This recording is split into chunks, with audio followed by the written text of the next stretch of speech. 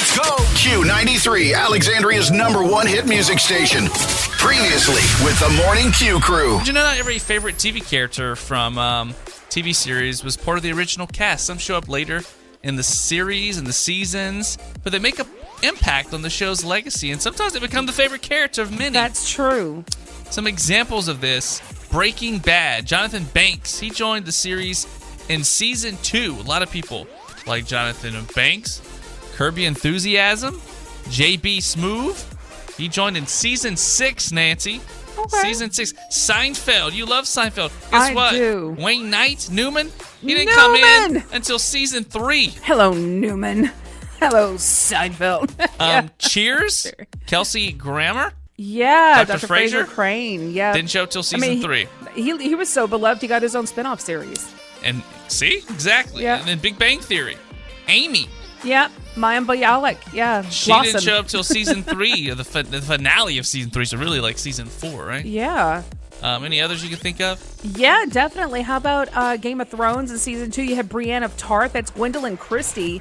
Everyone loves Brienne of Tarth. Like, she is one of the best characters. Everyone loves her. At the beginning, everyone's like, who's this tall woman up in here? And they're like, oh, who's her? And then they're like, yeah, Brienne. So, yeah, she's definitely a much-loved character. You know, as shows, it's hard, too, when you're introducing a new character because the audience is not used to them, and they're like, whoa, how's their chemistry with the other cast? I know. You know? And I was big into Lost. Okay, I watched the entire series of Lost, and in season 2, you had the Benjamin Linus played by Michael Emerson. Benjamin Linus character came in, switched up the entire game because you didn't know if he was telling the truth or not. Everyone was like, who is this guy? And back in the day, Josh, Dynasty, you had Joan Collins played Alexis Colby. I didn't watch Dynasty, but I know it was huge in the day, and she was a big rival to one of the other characters. I forgot which one, but they had an enormous scene where they were throwing each other in the pool and having a big cat fight, and yeah. You know, Full House, too, and Becky. Oh, yeah, I don't think Becky she coming. showed up till season 2 or 3. Right, because you were just talking about Uncle Jesse earlier and how you missed him, performing at Forever. At He's been Epcot. singing Forever. Yeah, Forever. But yeah, let us know a character from a TV series that you enjoy, that there's a character that you really like that didn't show up till later. I know Kimmy Gibbler, she was not even supposed to be a season regular.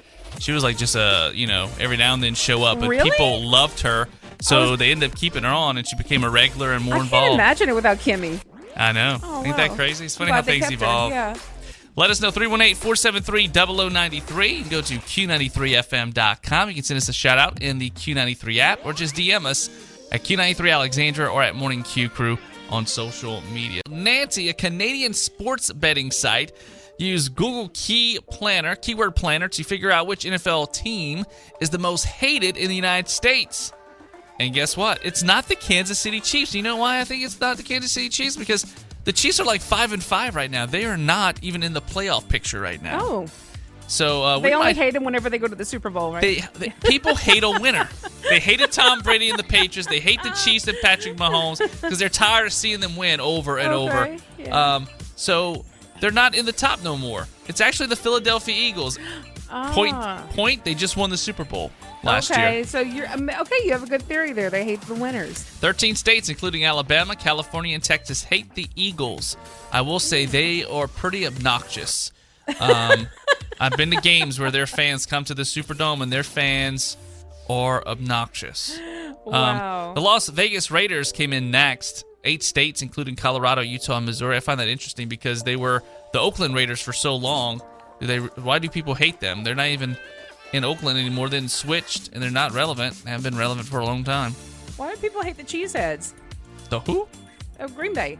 Well, it's a tie between the Jets and the Cheeseheads. I think it's because the Packers have just been a solid team for a long, long time. They always seem to be, having winning seasons at the least. Like, they don't ever go away. People are sick of they're jealous of their winning culture, I think. That's just messed up. And the Jets, well, it's because it's New York. And they're just obnoxious, too. And it's a tie as well between the Cowboys and the Steelers. Cowboys is because they always think they're relevant. They're not. They haven't been relevant in a long time. But they think because they won 4 Super Bowls, in the 90s, they still relevant. And the Steelers, too, they've been kind of on the struggle bus the last few years as well. Do you think it's just they don't hate the teams, they just hate the fans of the teams because the fans are jerks? I think that's part of it. Yeah. Funny enough, though, it looks like...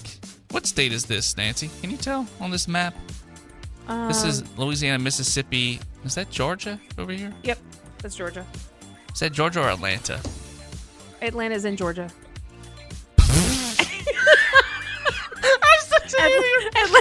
Atlanta's a city in Georgia. You know which team they hate the most? What? The Saints.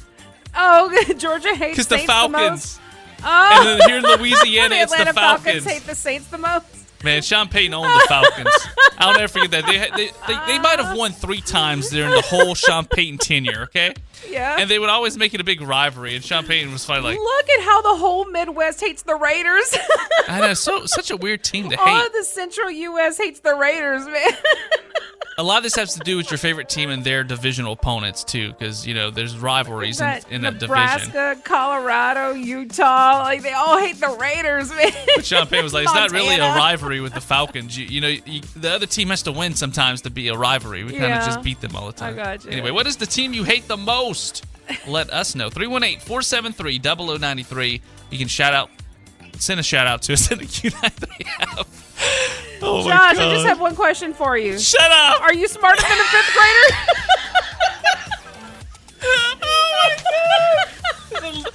Is that state Atlanta or Georgia? Atlanta's in Georgia, you idiot! And time for today's 5 random facts. Nancy, start us off. All right, the English and French versions of O Canada are not translations of each other, but completely different poems set to the same music. Really? 2. The first Bitcoin purchase was on May 22nd, 2010, when a developer bought 2 pizzas for 10,000 Bitcoins. Now, that would be worth around $1 billion. Dang! Thank you, Dr. Evil. Stan Lee put a hyphen in the name Spider-Man because he didn't want people confusing him with Superman. Okay. Number 4, every single person has face mites living on their face right now. You feel him, Josh? You feel him, Josh? Excuse me feel why him? I try not to vomit. You feel him crawling on there, Josh? No? Apparently they're microscopic, Uh-huh. and they're currently swimming around in the oil in your pores. Yep. Yep. And they even have sex on your face! You feel it, Josh? You feel him getting busy How do on I there? get rid of those immediately? And you know what? They're in that belly button that you never washed too. And finally, when the Hindenburg... How do I clean my face? Do I put a vacuum to it? What do I gotta do? If you imagine what's on your face that you actually clean, imagine what's in that belly button. Okay, when the Hindenburg crashed, when I tell you, when they're building...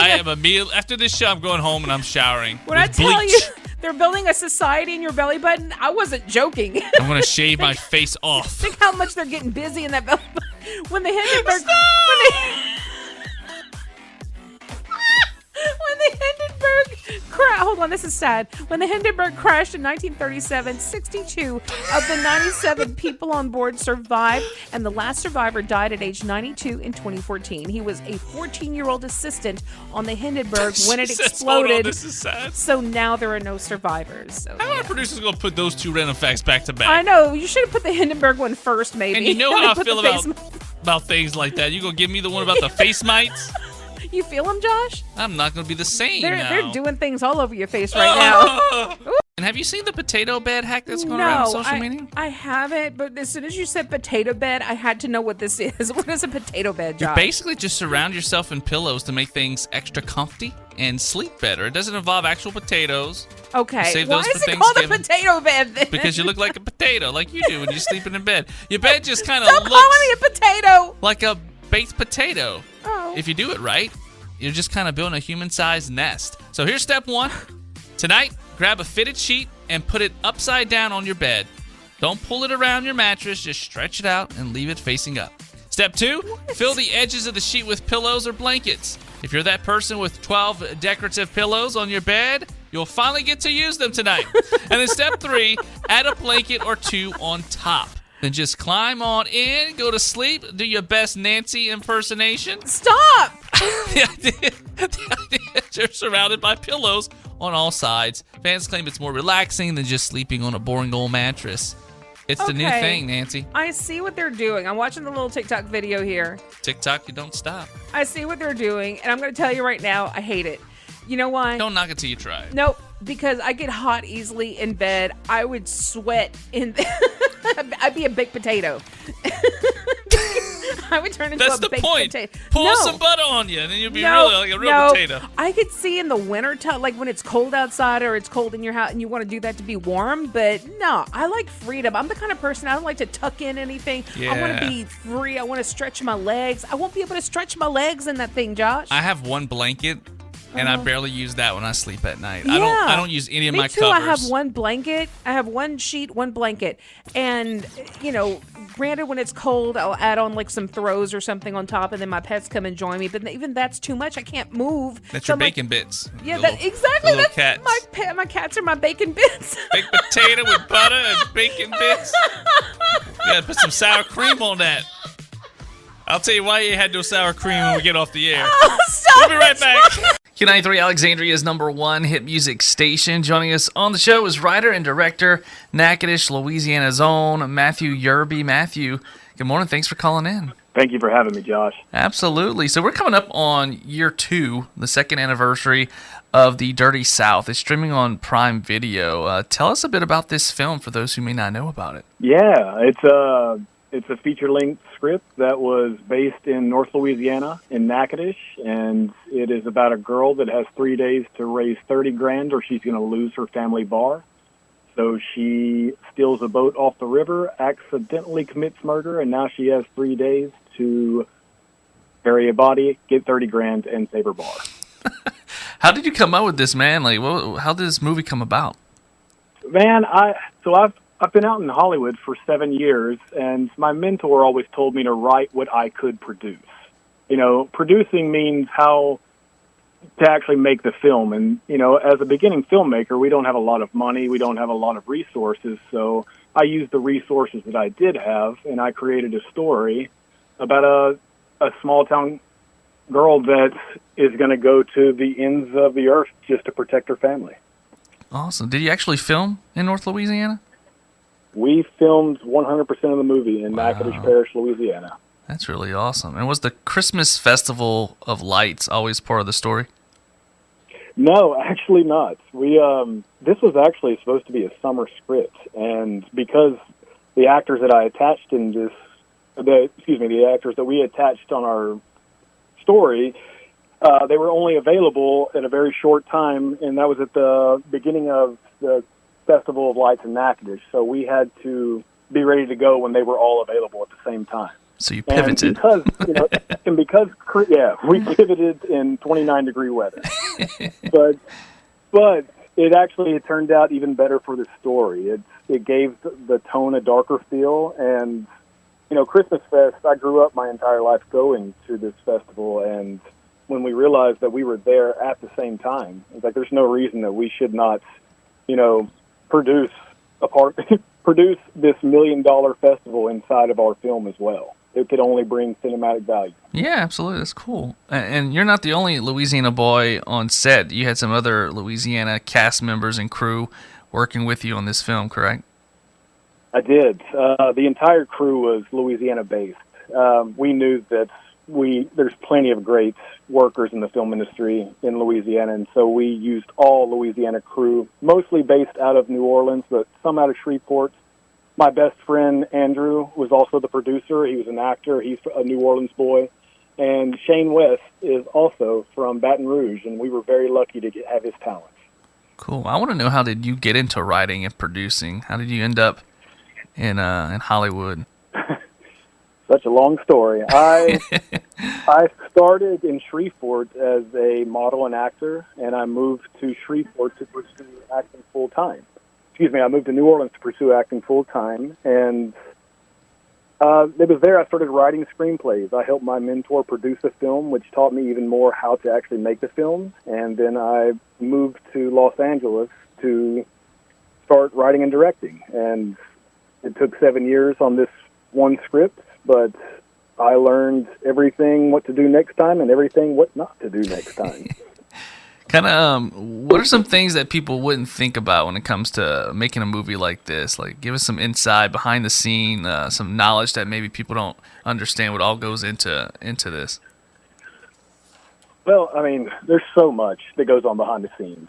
You know, one of the biggest things that I can always say is that the script is nothing more than a blueprint, which means it's not the big thing. So you have these words on a paper, and you're expecting everybody to follow them, but in true, really good movies and real cinematic performances, you have to allow for creativity, which means that it's not necessarily all the time exactly what's on the page. You have to allow for what is not there to allow that magic to come and arrive on the camera. That makes sense. Improvise, right? Very much. And, you know, it's some of our most truest moments as humans and actors is whenever we're improvising. That's whenever you see the most truth in every single character that you've ever watched and ever loved. It's because they're really in that moment. That's awesome. Any other projects in the works? This is the second anniversary of the Dirty South. Do you have anything else you're working on or hoping to be a part of?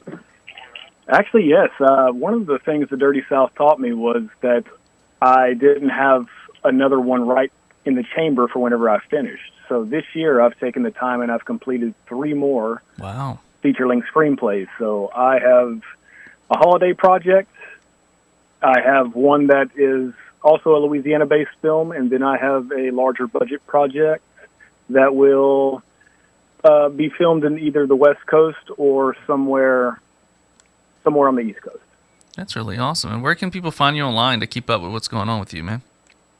Absolutely. My Instagram is Matthew Yerby Artist, and I post everything on there, and that's probably the best place to follow me. Facebook, you can find me as well as Matthew Yerby Artist.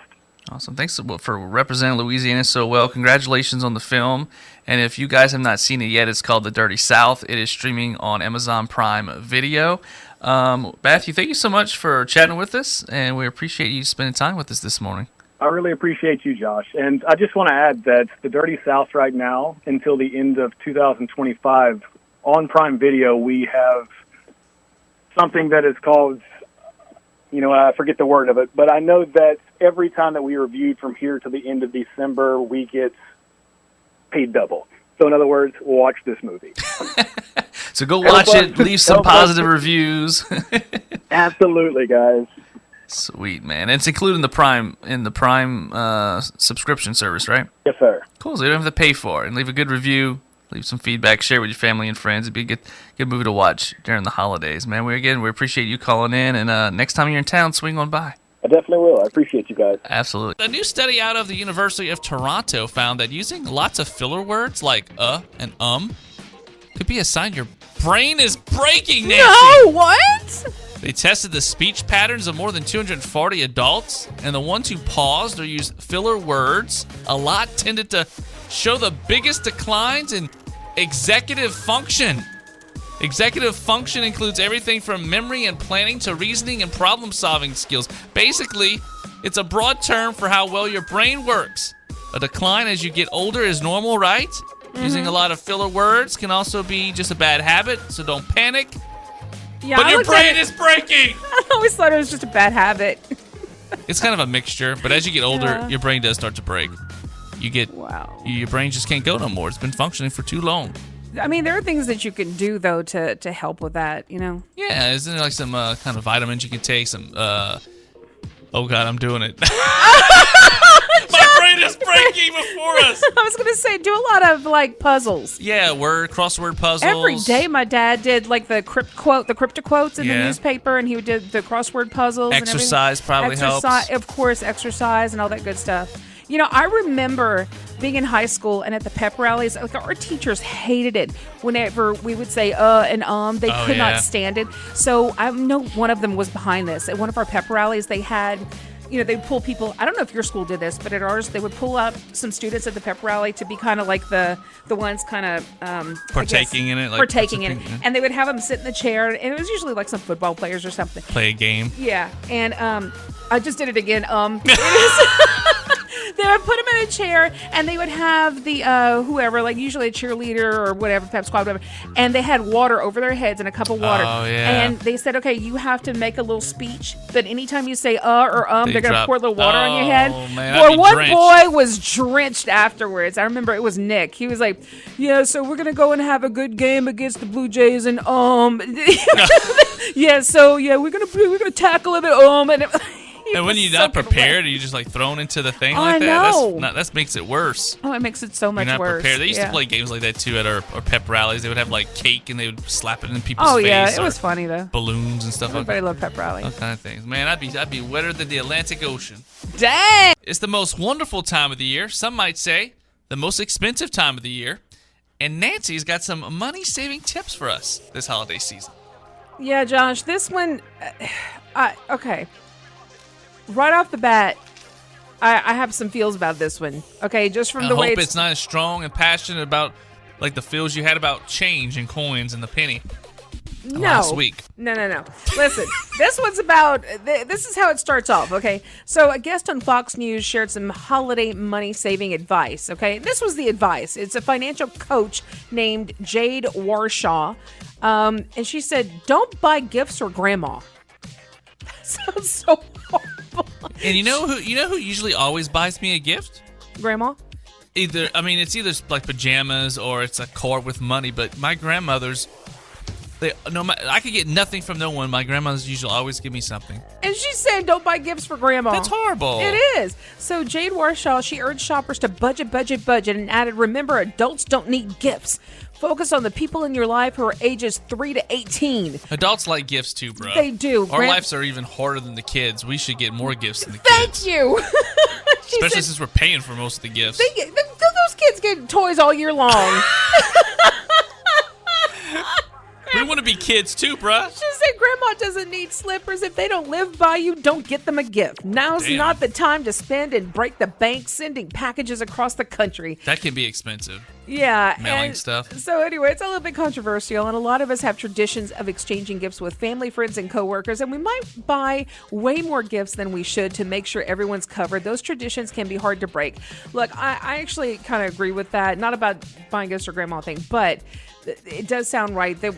Like I know last Christmas it was a little hard on me, spending all that money, trying to make sure everybody was covered. But if you don't keep things in check, gifts for adults can spiral out of control, and it's reasonable and responsible to keep things reined in every year. Also, you can cut back with kids too. So let's be honest, the more gifts kids receive, the less they appreciate each individual one.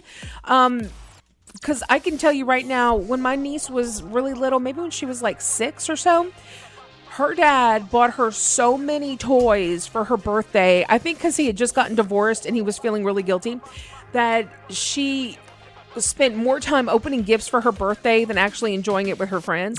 So she got bored opening gifts. She's like, wow. oh, another action figure, another Was she toy. like She's- the Dursley's son? Yeah. Where he's kinda. like, there's only 11. Last year I had 13. Oh no, she doesn't care about that stuff. But she was like, more presents, like, because she wanted to just go play at that point. Wow. And so I was like, Mike, you can't buy love, you know what I mean? But anyway, but it can still be special, joyous, and exciting time for families without maxing out your budget or loading up on your credit cards to buy as many gifts as you can. So here's, personally, Josh, my take on it.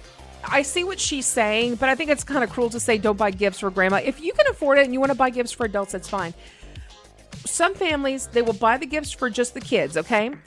But they will do like the gift exchange. They'll buy like one really nice gift and then they'll play the game. Which is fun. And I think that's fun. You don't have to break the bank, and it's a lot of fun to do that. You do a dirty Santa. I agree. But as long as you make sure it's a nice gift, right? Yeah. Don't buy hot sauce as the gift. Right, or a pack of toilet paper. I'll never forget someone in my family did that. Me and my mother was trying to find a way to spruce up the holidays. So the Right. family was boring. Okay? Right. We're like, what if everyone just buys one nice gift and we play a game and everyone has Right. fun? You know what they did? What? They bought the crappiest stuff. Hot sauce. I don't want that if it So- was free. Okay, so some people, maybe they didn't understand the rules because Yeah. some white elephant, I think it's called the white elephant game, Some of those pranks and games stuff. do that, okay? But unless they understood the rules, or like, hey, we're doing like a nice gift. Not everybody can afford it, so everybody get one nice gift, and here's like the limit. They that y'all knew the can spend. rules. We gave it like a $25 to $30 forget those limit. people. Like, no. Y'all don't get to play the game next year. We stopped playing. Y'all knew the rules. Forget it. Y'all not getting anything. It is bad when you have a big family, and I know when there's a lot of kids, it's difficult. But don't break the bank. Remember, it's just stuff. The real gift is being together for the holidays. And you know what? Who am I? I remember those times more than I remember the gifts. My biggest gripe with Thanksgiving food is it's gassy. It makes me have the farts. Ooh. I get bloated and I'm just gassy. Well, take some Gas X before you eat or That's something. a good idea. Take some Beano or some Gas X. Some Beano. Yeah. Beano and their Beano gas. Oh. That's what they're slogan. That's the slogan. Are you serious? That's what they say in the commercial. That's genius. Take Beano and their Beano gas. That's why it's called. That's fantastic. But I'm serious. I think you're supposed to take the Gas X before you eat or something, and it eliminates gas. Like, I'm kind of like you said last week on the show. Like, I'm more of the sides person. Yeah. Sometimes my family will make a gumbo or something different instead of just a casual turkey. Yeah. Like, they'll have some of that, but I'm not big on the Thanksgiving food. I'm just not. Yeah. You know what I'm big on though? What? That Grinch Happy Meal that's coming out on December 2nd. So after Thanksgiving, I'm going to Mickey D's. I'm getting me a Grinch Adult Happy Meal. It comes with a pair of socks. Yep, comes with a pair of socks. I want to see what the socks look like. It's like they have different colors. It's just Grinch design with Grinch and Max on it. They announced that last week. They had it in another country, and I had been seeing it on Instagram. I was like, man, I wish they'd bring that to America. And sure enough, they are. They are. Oh, look, they're cute. They have like some kind of seasoning that goes on your fries, like some green pickled seasoning. Oh, to make it Grinchy. Yeah. It has like a little box that's Grinch themed. Why don't you get a bunch of them and bring it to Thanksgiving? I would be the favorite of the family if I did that. Get a bunch of meals, collect the socks, and just hand them out as gifts. There's only 4 different pairs. I think they should have did something better than socks though, because that doesn't entice me to buy multiple. I probably will be fine with just getting one of these. Mm-hmm. If they had like toys or something different that I want better, like they're all the same socks, just different colors, I probably would get multiples. But no, the socks are cute. I like the socks. I fall for the marketing stuff every time. You do. So yeah, what about Thanksgiving meals impact on our health, Nancy? Or does it take time off of our life? Is it that unhealthy? Yeah, I mean, it can be. I mean, if you don't eat right, apparently so. But, I mean, look, here's the good news. I mean, for the average person, it's very unlikely that one giant unhealthy meal is going to negatively impact your long-term health. I mean, a little indigestion or heartburn might be uncomfortable, but, I mean, it should pass relatively quickly with no lasting effects. Some of the potentially more serious issues from Thanksgiving dinner can come from things like drinking excessive amounts of alcohol or improper food handling practices, so just be aware of that. But my aunt, my nanny, she's known for making a good potato salad. One year, though, they left it out too much. Like it was cooked. That's not good. And everyone that ate that potato salad got sick. Oh, y'all have to be aware of the food temp, man. Be careful with that food temp. It's also worth taking into account, though, that the positive health effects of enjoying a celebratory meal with family and friends. There's plenty of research that links being social with positive health impacts, and that's what Thanksgiving should be about. Of course, it's not too positive if you're spending time with family members you don't like, who want to just bring politics and everything else into it. Why are you still single? Why haven't you got married? Why you don't have kids? Yeah, that might be detrimental to your health as well. Why are you still in school? That'd be bad to your mental health. Why you haven't moved out of your parents' house? Why? What you told me last week to tell him? Why haven't you died yet? Why are you still breathing? Why have you had your funeral? Yeah, when you get married, when do you die? I can't wait to use that line in my family get together for Thanksgiving. It's gonna be great. Somebody used to say at every wedding, "Oh, you're next, and I couldn't stand that. So finally, at the next family funeral, I said, "Hey, you're next." New poll by Realtor.com looked at the top things that make a home perfect for hosting Turkey Day, and yeah, you gotta have enough space. That's the big one. I mean, that makes sense. Yeah. Outdoor space. I love going where there's outdoor space because you can get away from family members. Yeah. You're not when you start to feel a little claustrophobic, there's a little too much, you can't get away. You go outside. Last couple of years, I went to my cousin Mel and her husband Rob's house, Mm-hmm. and they did it in the outdoor building, and which is pretty big out there, but it's nice. And what was really good, she didn't have to worry about the house getting messy, you know. And Yeah, they true. had a nice bonfire outside too, so you can walk outside and get a breath of fresh air. It was right there, and then you're inside the building where it's nice and warm. They have the heaters inside.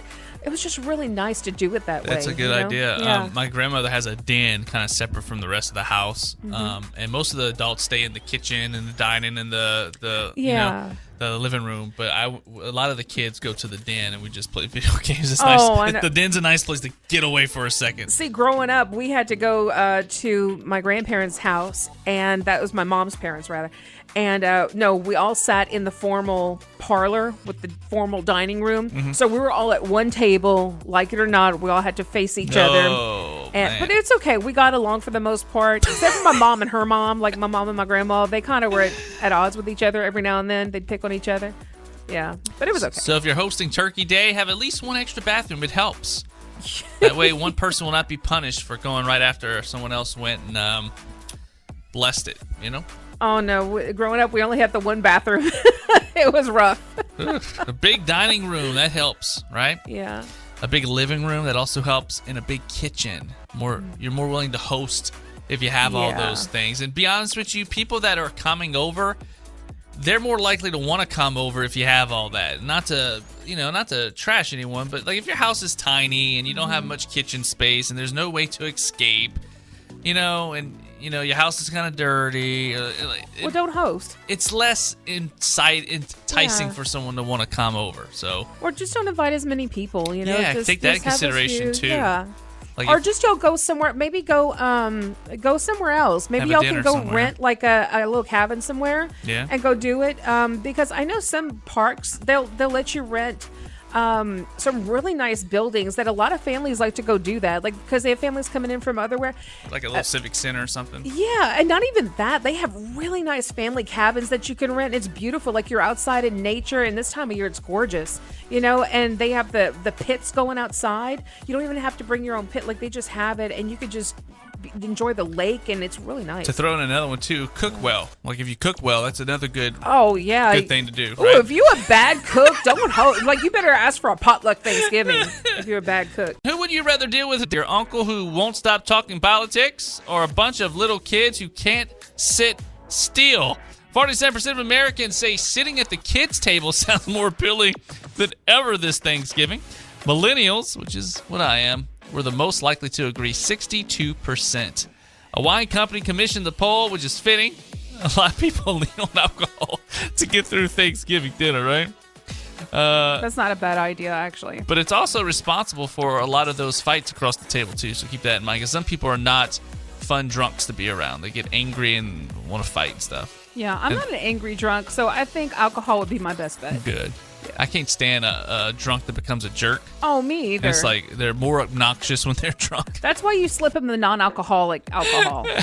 I don't know if they're going to buy that. But according to the survey, here are the top 10 topics that we're avoiding for Thanksgiving, Nancy. Other family members. Try to avoid bashing or gossiping about someone who isn't there. It's a cause for a fight, or it brings down the mood. It does, and it's just mean. Let's Y'all not do just the stop doing backstabbing, that. you Y'all know? just take the higher road, you know. We all know y'all do it anyway, but don't do it. Current relationship status. God help me if someone says, "Why haven't you found someone yet? When are you getting married?" Leave people alone. You will know when they are in a relationship. You will know when they're getting married. You will know when they're having a baby. You don't need to ask, right? You're tired of somebody asking you, so when are you getting married? Just finally, if you had enough, when are you dying? I mean, you've had That's a good one. It just, you know, only if you've had enough. Don't say it on the first or even the fifth. Like, if it's like the 10th time, they're like, when you get married, just say, when are you dying? You know? Just, I'm using this one for sure. yeah. Good stuff right there.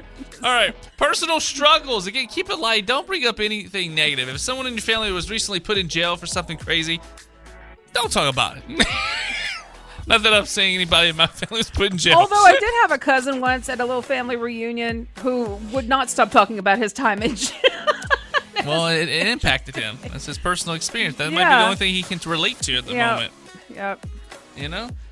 Work or career issues, if things are not going well, don't bring it up. Like, keep things upbeat and happy. It's the most wonderful time of year. So you didn't get a job yet?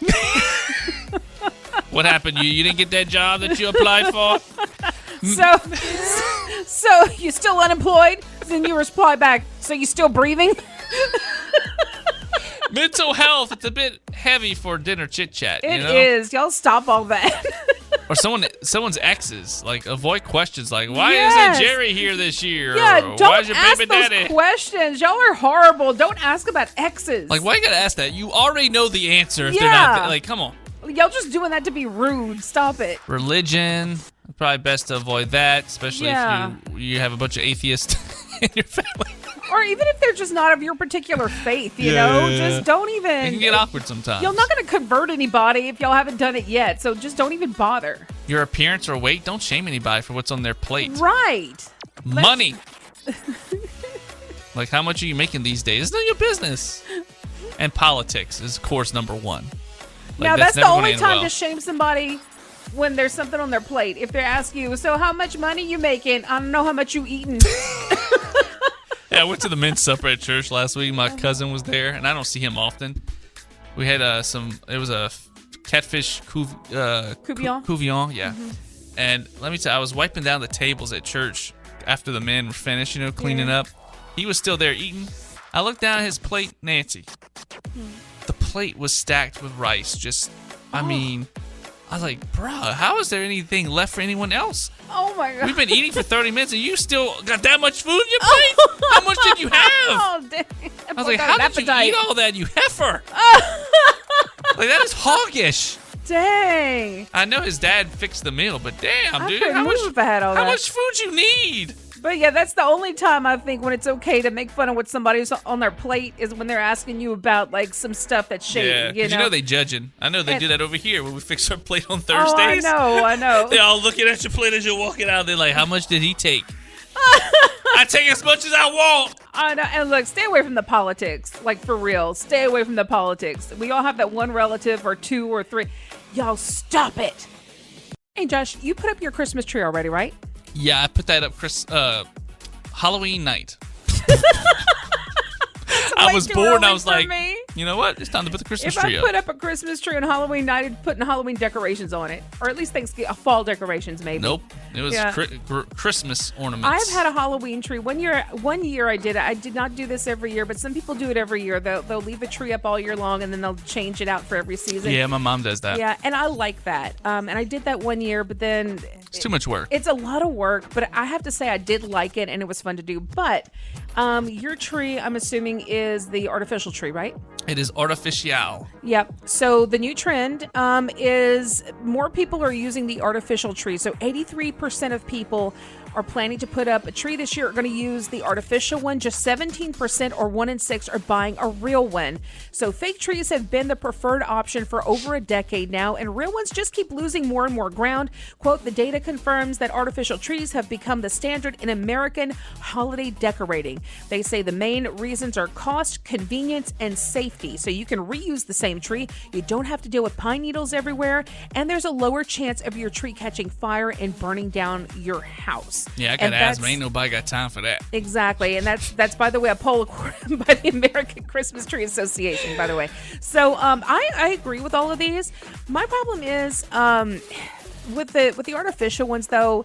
It's just you don't get the nice feel of it, the nice smell.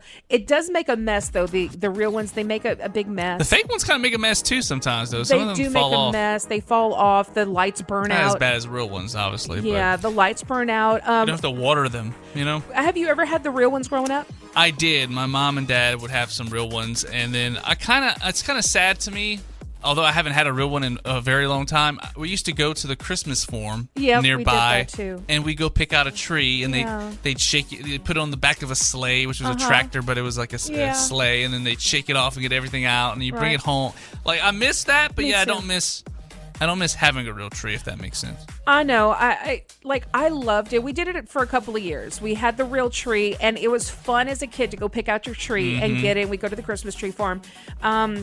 But I remember one year there was like a stink bug in our tree. You know, they come back with bugs sometimes, but it's not a big deal. They do shake it out. You know, they get off. But you had to keep watering it. There was sap sometimes. The pine needles would fall off. It is a fire hazard. If you have kids, though, you got to do it at least But you once. have to do it at least once. It makes a memory, and I certainly had good memories. Now, here's the downside of the artificial ones for me.